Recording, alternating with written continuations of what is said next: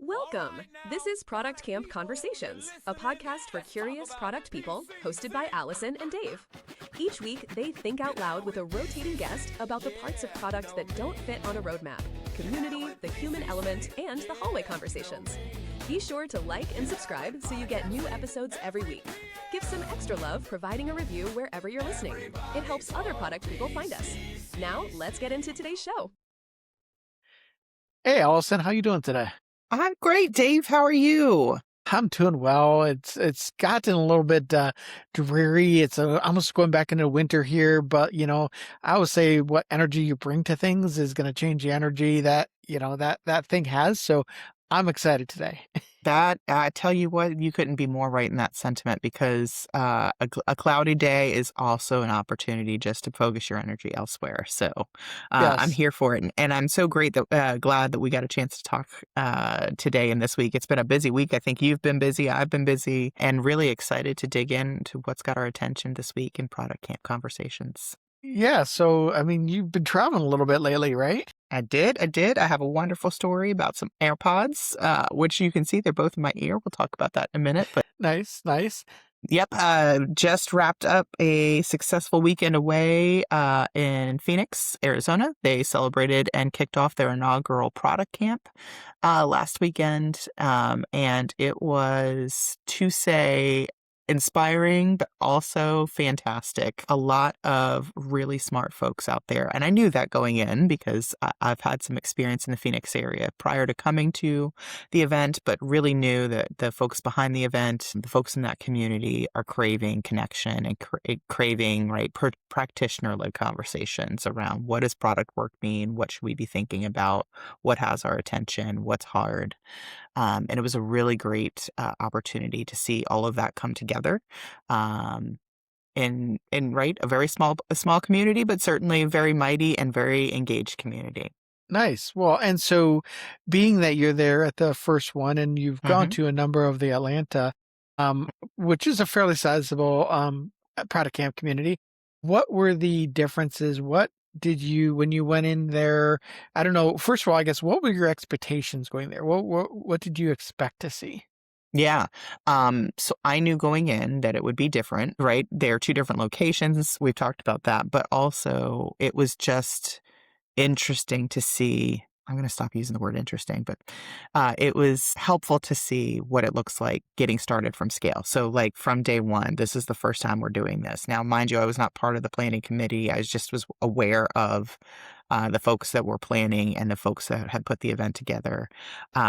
They have a fantastic connection with the community there at ASU. Universities and towns often are an easy area to pick up and find, common ground and spaces for things like that. Each of the folks that came to speak came from different backgrounds. We had folks at the enterprise level. We had folks at the independent level. We had folks, in the public space as well as the education space. So I thought that was really interesting to have a good mix. Sometimes you can get it's a big town and it's this company's there. There was a good variety of folks, both student and working professionals in the audience. And that was really helpful to see. And then the other piece was people that aren't familiar with what a product camp is. And myself, I kind of felt like a big fish in a little pond because I'd had that experience. I knew what was going to happen. I knew, like, how do we navigate which room to go to and how do we get through an agenda. And so that was helpful for me, but I also thought it helped me kind of connect with the folks in the room because I could also be an extension of the group that was planning and help them say, it's okay, we can figure this out. It is what it is. This isn't working or that isn't working or we need to adjust or whatever. And it kind of helped, folks were talking to me about, oh, that's great that you've been. Tell me more about your experience in these and what's been helpful to you. So that led for a lot of the conversations I had that day. I think about the folks that I've spoken to since, and it's just been a really big breath of fresh air around having a practitioner-led conversation. So that being said, I will Yeah. say 10 out of 10 would do again. Nice. Maybe a 9 out of 10 because of the Gotta have AirPods. something to sing. So tell me about the AirPods. Yeah. So I don't travel as much as I would like to. And I would tell you that I have like a whole process, and everybody does. Monday morning, I'm getting ready to leave. I'm putting all my stuff together in my space that I'm staying, and my AirPod case goes flying off the bed. I hear things scatter. I can only find one AirPod. I literally turned the room upside down, like can't find it. Unpacked my suitcase, unpacked my laptop bag and everything. Nothing. How am I going to? So then I have to go back home without one. I was staying in an Airbnb, and my host was aware of the fact that I was missing one, and she said, "You're going to find it as soon as you order another one." And I said, "Okay, that's fair." I couldn't necessarily navigate the airport without both of them. I need take me out of this space kind of needs, especially in a noisy airport and a noisy airplane. So I bought a backup pair, came home, and I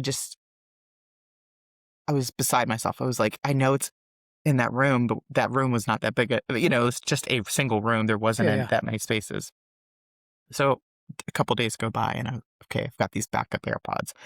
And then I literally logged on to request a replacement. No sooner than I sent that, send me my replacement, I got a text message from the Airbnb. It was in the trash.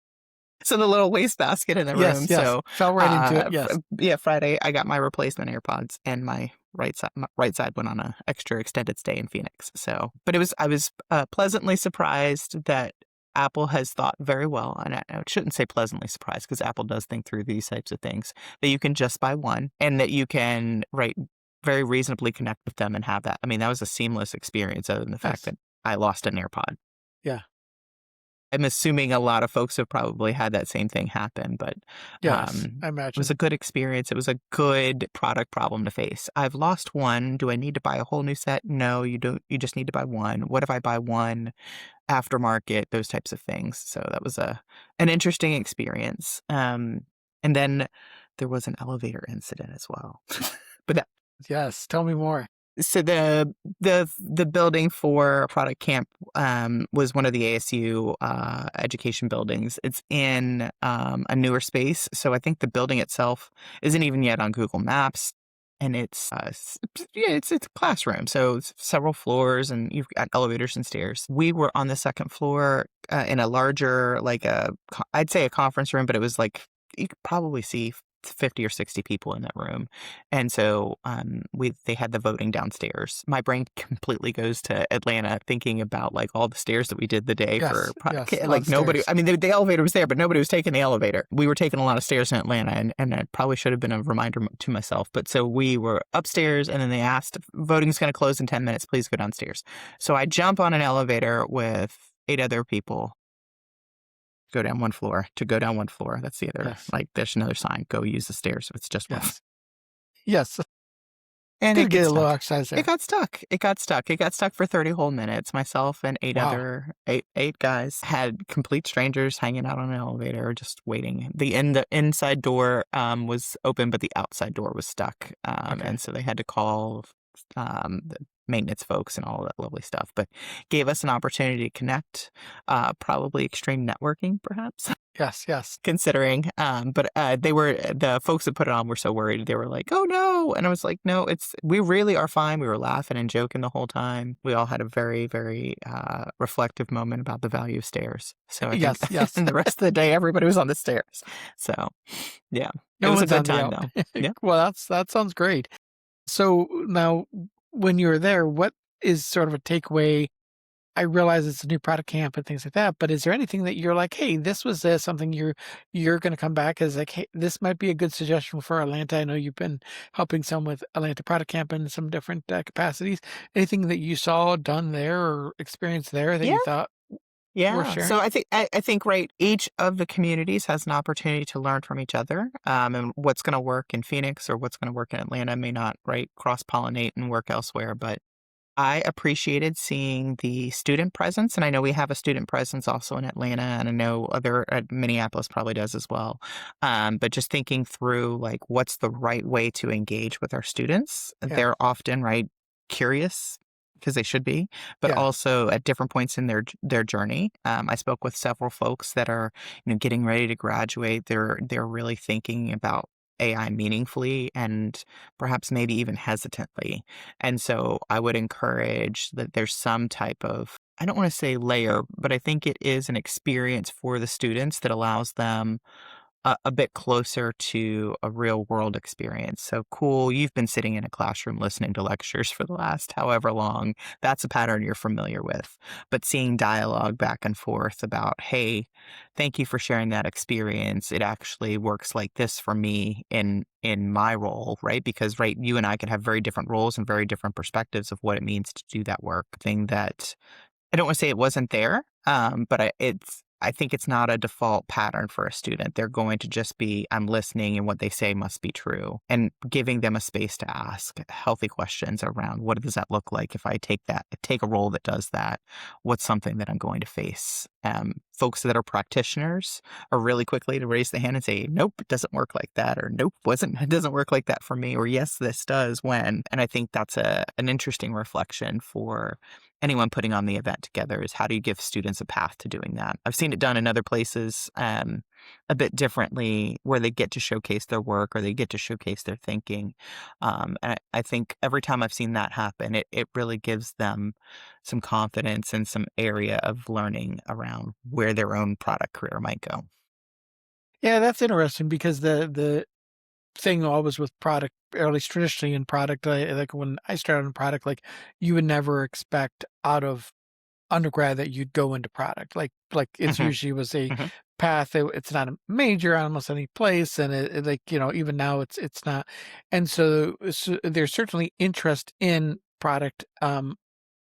And different like people have over the years, and some people now there's APMs and other positions that are happening now more. But do you think at this point, because it's interesting, because we've tried to do different things up in the Twin Cities around how do we engage students. I mean, one, it's because there isn't really like majors focused on that the difficulty one is to, I think most folks just don't even know what the role is in Hmm. from student land. I think you get a little bit more like if there's a design school, or sometimes sometimes in engineering if it's more Hmm.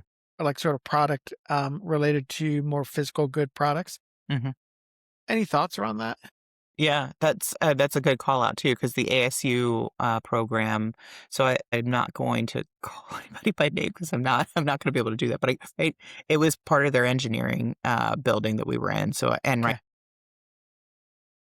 Okay. their university liaison was dean or head of one of the engineering schools. Oh Nice. goodness, I should have probably researched this before we talked about it. But right, there's a huge engineering presence. A lot of Yes. the students, robotics, actual physical engineering background and or perspective, but they're very curious about product. And so, Yes. how do we help them be curious?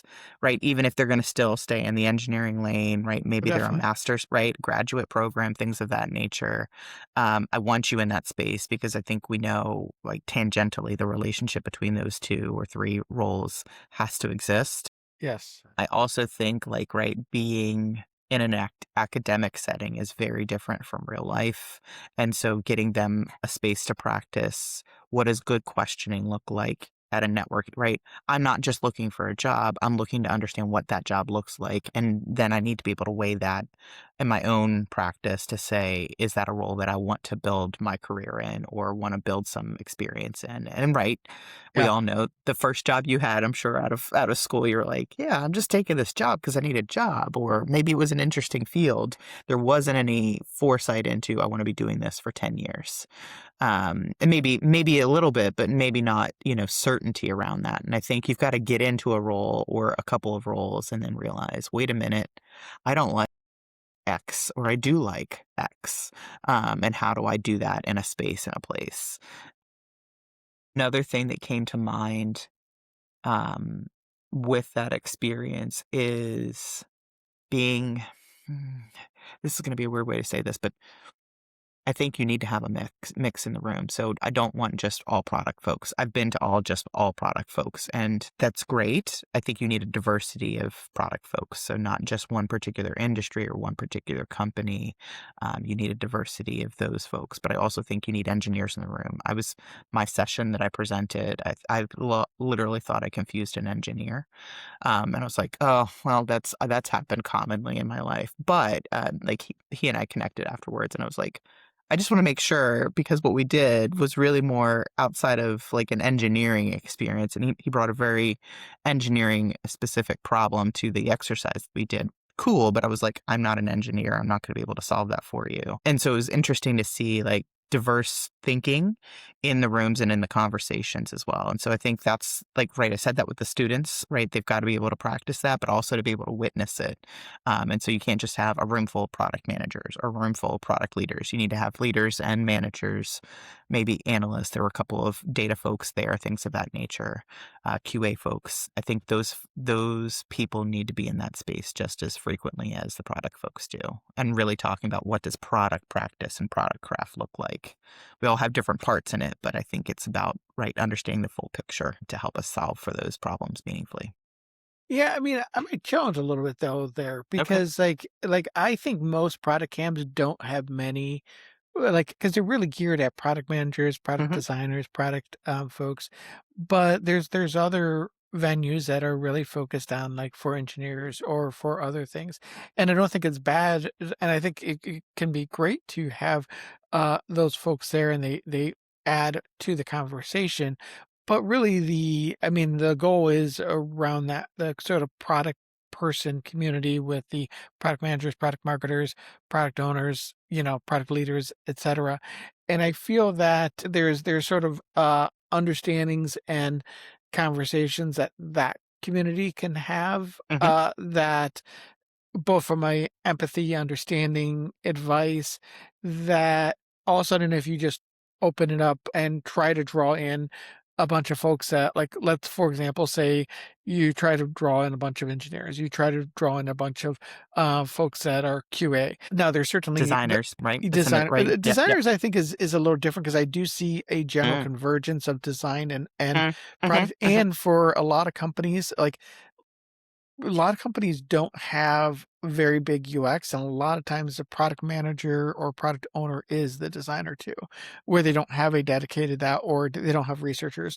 But I do think, yeah, I think there's some different conversations that product people will have. Now, I do see the biggest benefit, and where I think engineers, when they come to product camp, oftentimes it may be like sometimes engineers, that's a path where they want to get into product, and that makes perfect sense. But I think engineers that just like to be engineers and they really that is their goal, like sure, come to product camp. But I'm not sure if is something where as a person that's organized product camps where that has been a focus. And but I do think we've debated to the point of, because we've always wanted to say, okay, well, how do you, because I think where product camps do well, and I've been to enough of these to say, okay, they will have a good group of practitioners, but I would say they sort of lean towards either people that are like have decided like I want to make a switch or into product. Like that group usually or will come to the events. You also get a large group of sort of mid to senior level careers that are more individual contributors or consultants realm. I think more product camps struggle to get as much product leaders as they would like. There's always some in each community that yeah. do bring it in, but I don't think it's representative of the communities itself. And it tends to be, just people that either had been longtime attendees that like then got into the role and continue that.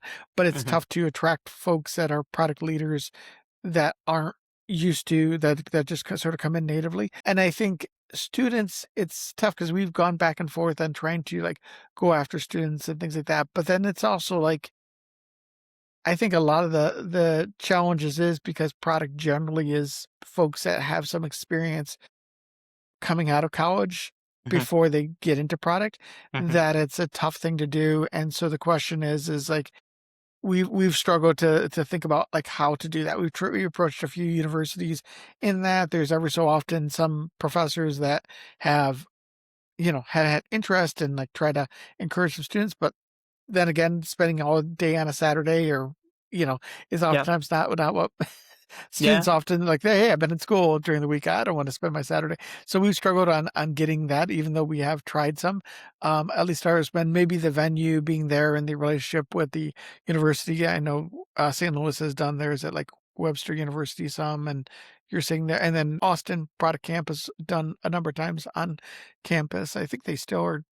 I think the most recent one, it's actually happened yesterday. I think it was on campus at Austin. So yeah. Yeah. So I'm going to push against that because I think you bring a good point. And right, the location, and right, cool. I need an event space that can hold 50 people in breakout rooms. Yes. Right. Again, logistically, universities are going to show up, and I do think right, it is not like we need to be inviting and right pushing a certain population, but I think it's a healthy mix. And I think I Yeah. heard in your answer the healthy mix is kind of like that sweet recipe that every camp kind of struggles with. Yes. What I wonder, and I don't know how we got here, but gosh, did we get here with what we're seeing and what we're shaping towards in terms of working in product in the future and the collapse and democratization of Yes. what the traditional product role looks like. Do you think diversity of experience has maybe a louder voice in what makes up a good product camp? Because, right, if in theory, and let's just play it through, I can now design and I can now build code and I can, right, but we need good product thinking, right? That's the part that doesn't necessarily collapse in this. And I'm not saying like we don't need engineers and we don't need designers anymore, but right, designers and engineers don't necessarily have a good product craft because they've been designing and engineering. And so vice versa, inviting them to participate in that space allows them to see the through line that they need to become a product builder. Yeah, possibly. Like I think the question is what type of like are you trying to I think traditionally product camps have been like, hey, we need a space for product folks. I mean, there's Hmm. UX camps and there's well, we have a thing coming up called Open Source North, which is a big engineering one that we have in town, and we have another one that's in January. So there's a number of things that are focused there. There's some shared sort of event things. Like for us, we have coming up mini bar, which is sort of cross tech, cross things where all the different communities come together.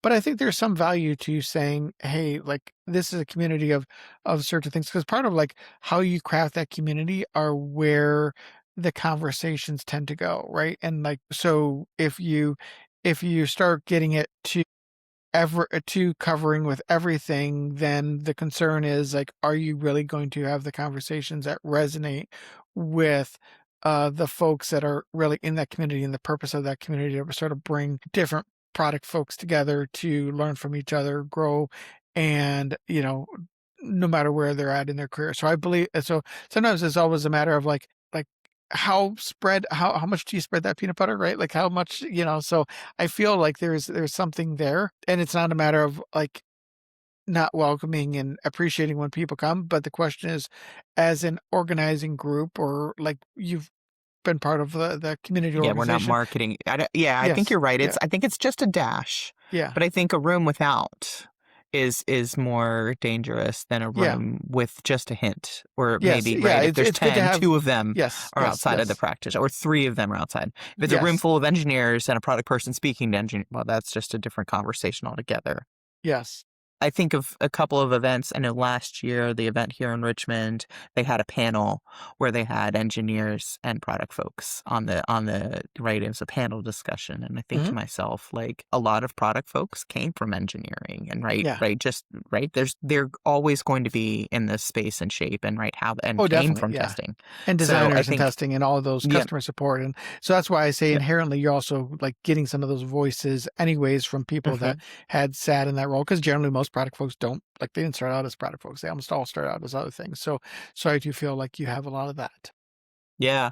Yeah. I mean, maybe that's the angle to think of, but I do think there's a space, and I know a lot of the other camps have a student population, and right, they kind of I don't want to say they struggle, but it's a different problem to solve because again, we want to give them those experiences. We want to show them what it's like, but also they don't have any practice. And so how do you let them Yes. practice? What does practicing look like? How do you engage with them so you don't just load it with, right, a bunch of practitioners talking to a bunch of students. And so I think that was an interesting space to see. We had a keynote speaker. So that was another thing, like that Hmm. was different for me. I'm used to like the voting does the whole agenda. So we did have one keynote, um, and outside of the ASU space. And then I think one or two of I know for sure one of the professors led a session around ethical and right ethics and things of that nature in AI. So and that was actually really helpful because right we did a couple of breakouts on here's a problem scenario and let's talk through it together type of situation. So that was really helpful to have like that type of dialogue at a practitioner level, especially when we know there's so much being pushed at us from what to do with AI, but then also like all of these use cases that we really haven't fully talked about transparently. You're maybe only talking about it with your team or Hmm. only talking about it at your organization and zooming out one lens to say, actually, ooh, what could be here? Was helpful to see as well. Nice. And what did you talk about while you're for your session? Good, good, good. So this talk that I brought to Phoenix has been a long time coming. It's been an evolution of what I wanted the talk to be. It was building your challenge network, and so the original title was Fight Club, I love it. maybe product therapy. Might go Throw out some back to soaps. that. Yeah, it might go back to that. But it was really about talking through what it takes to see your own, right, your own space clearly. We get biased very quickly through our own experiences, our own teams, and our ways of working.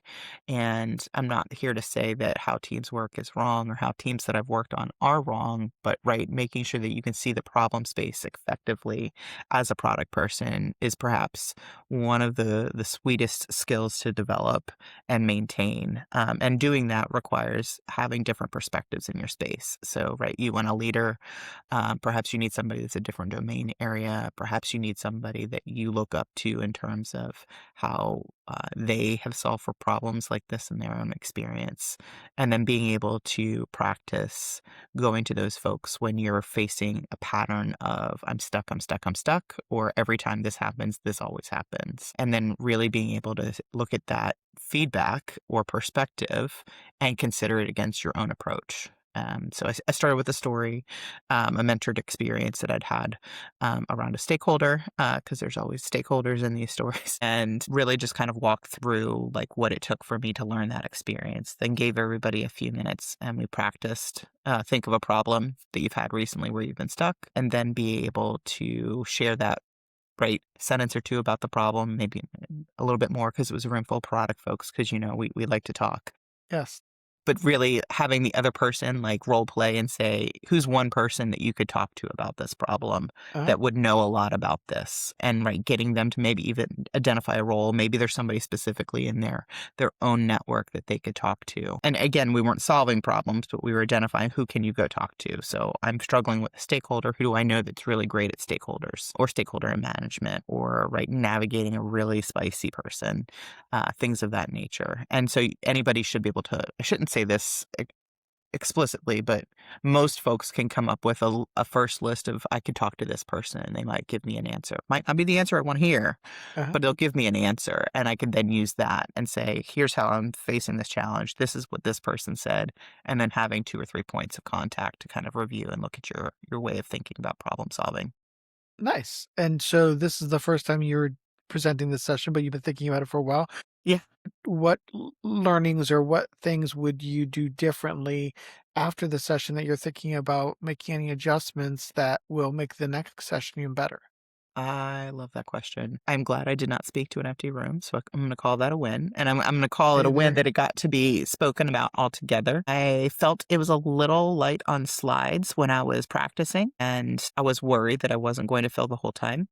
I think the exercise itself Yes. was actually, I almost felt it was a little rushed. It wasn't, but I also felt like if folks walked into that thinking that they were going to solve a problem, I need to reframe that a little bit to help them understand. We're not trying to solve the problem. We're just trying to identify where the path to looking at the To problem going, differently yeah. exists. So that was something that I think I could be adjusting it further in the future. Yeah. I would have liked to, there was once I had, as you know, you have to often send your slides ahead. And so I sent mine before I got on the plane. And then as I was practicing, I realized I needed to flip slides. And so I didn't have them in the right order. So I definitely had to do that. And I bounced back and forth in the presentation. Small Yeah. small thing, Things. but Yeah. something of that nature. Yeah. I would have liked to have seen, I had in my audience, I had 3 folks that are really more in a leadership role, and I would have liked, and I'm going to be gathering data because I'm going to be meeting with some of them. Um, Useful that conversation was for them, or was it more meant for senior or like IC level? Yeah. And so that would be something that I would want to expand upon because I think there's a very unique challenge right now being able to practice this at your own organization. Some folks know how to, some folks don't have the time to, some folks don't know how to. And from a leader's perspective, how are you creating a space for healthy challenge within your own team? Done it. It was like one little slide. Yeah. But I feel like there could almost be a second exercise there if we had the right makeup in the room. So that's something to kind of sense and see in the future and see if I want to pull that forward. Did you get the audience engagement that you were hoping to get, do you think, during the session? I did. I Good. did. I did. I think, again, back to I think they were thinking the exercise was going to help them solve a problem. And I was like, no. So that was definitely something that I want to revisit either when I set the activity up. I was meaning to do like a 1, 2, 4 all. So everybody sits with their problem for a minute. And then you have to talk to 2 people, like 2 people talk and then 4 people talk. Uh-huh. We just did small groups because of the size. It was just a smaller audience. Yeah. And so that's something that I think would have been produced a different outcome. And I think anytime you do a talk, the other thing is I actually had a completely different deck put together because Atlanta, I would have had perhaps a couple more familiar faces in the audience, whereas I was talking to a room full of strangers. Yeah. And that changed the tone and the approach for the exercise. I think it for the better, but Yeah, I was gonna say, was that better or worse? Did you feel like you coming into a room full of strangers when you're presenting versus like the other way that you've now experienced both in the last 6 months? Which do you Mhm. like more? Yeah, I think that's a good question. I like having friendlies. I don't like having friendlies in the room when I'm speaking. And I mean that, like, I think I could talk to a room full of strangers without, oh no, so and so is looking at me. Am I doing something silly with, like I just, my aside gets all out of the way.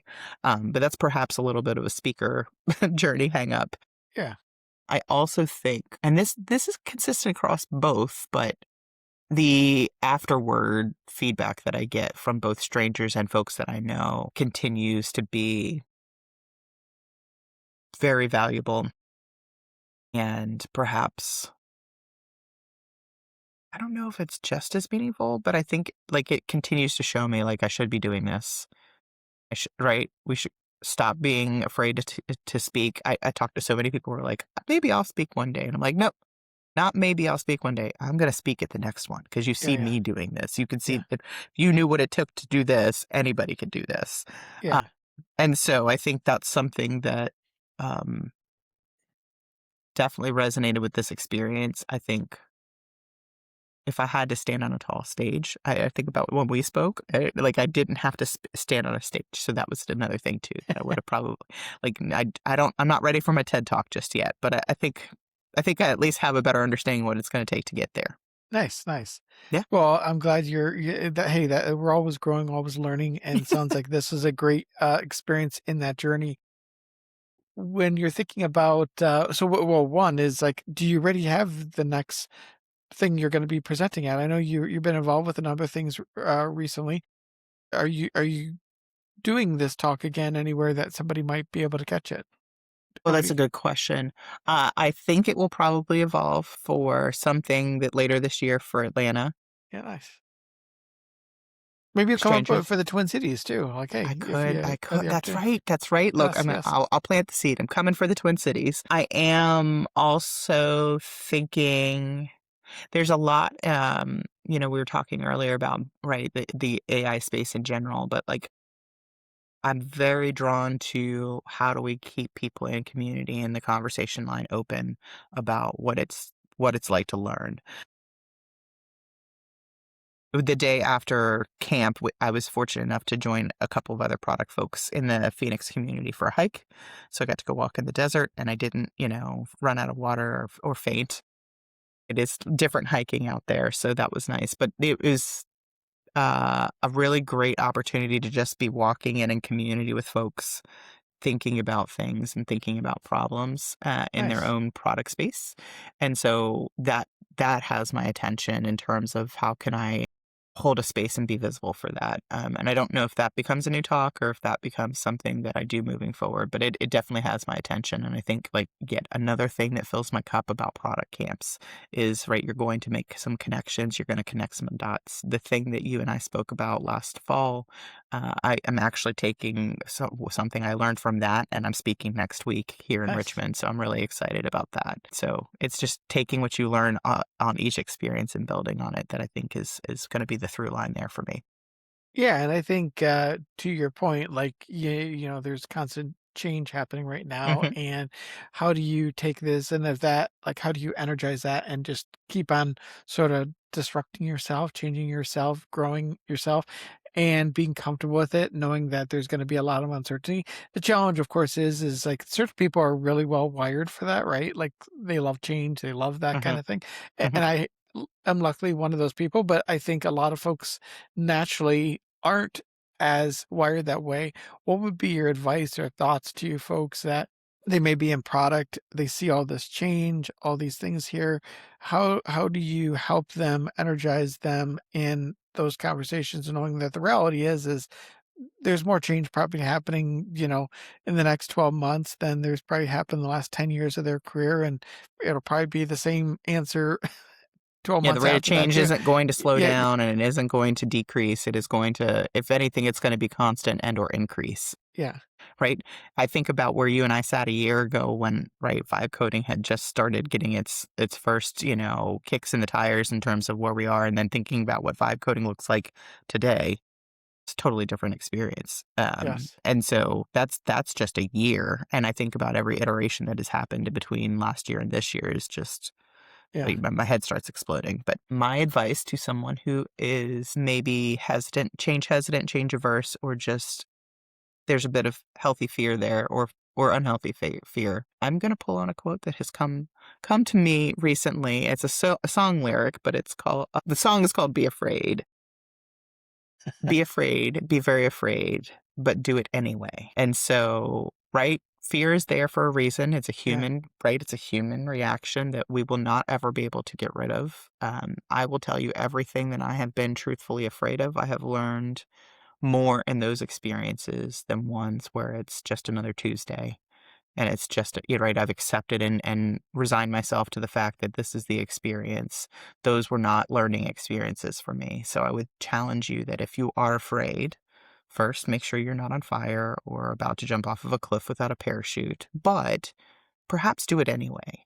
yeah, And challenge yourself to see it from a different perspective and challenge yourself to try just something small to see what it would look like if you did that, right? What would you learn? What could you see? Who could you connect with by learning and asking that question? And I think, right, it isn't about throwing yourself off a cliff or setting yourself on fire. It is about saying, what's the next right thing I can do to learn more about why this is so scary for me? Fear is often there for a reason, and it's often hiding the actual truth that you're after. And if you go one level below, why am I afraid? There's usually a very, very, very helpful statement, gift, or yes. experience awaiting you that will change your trajectory. I So like that. Although it does be come afraid, off as Dave, a but little do it ominous. anyway. Yeah, it's funny because like, and it's also dangerous to be too cavalier, probably like embracing it too much and not like taking also. I still think while things are moving quicker and there's a lot more opportunities to do a lot of different things, I think not losing sight of sort of fundamental concepts is still important of like, what problems are you trying to solve? What, who are you solving these for? Like, understanding experience, those type of things don't go away. Mm-mm. And I think just thinking, but like a lot of the work process and the, you know, discovery process and all these other things are going to adopt and change around us. And how can you affect that change as opposed to just have it affect you? That's right. Affect that change rather than having it affect you. When you're afraid, you're letting it affect you. What Yes. can you do to affect that change? Yes. That's a great summarization of that conversation. Look at us, landing Hey, there we go. all the places we Where's go in these conversations. This has been Well, fantastic, Dave. Thank you so much. well, thank you. I hope you have a good rest of the weekend. We'll chat again. All right. Thank you. That's it for this episode of Product Camp Conversations. If something here sparked an idea or a potential guest, or you want to push back on something, we'd love to hear from you. Reach us at productcampconversations@gmail.com. And if you know a product person who'd get something out of this, send it their way. Have a great day wherever you are. We'll catch you next time on PCC. Everybody talk PCCC. Posters on the wall, big dreams on the screen. Roadmap, rings in between. Stories from the meetups, lessons on the fly. Launches that soar, some just scrape by. You're down with PCC, yeah, you know me. You're down with PCC, yeah, you know me. You're down with ProductCamp. Every team. Everybody talk PCCC. From your first backlog to your better crowd. Quiet conversations, feedback loud. Leaders, learners, pull up a chair.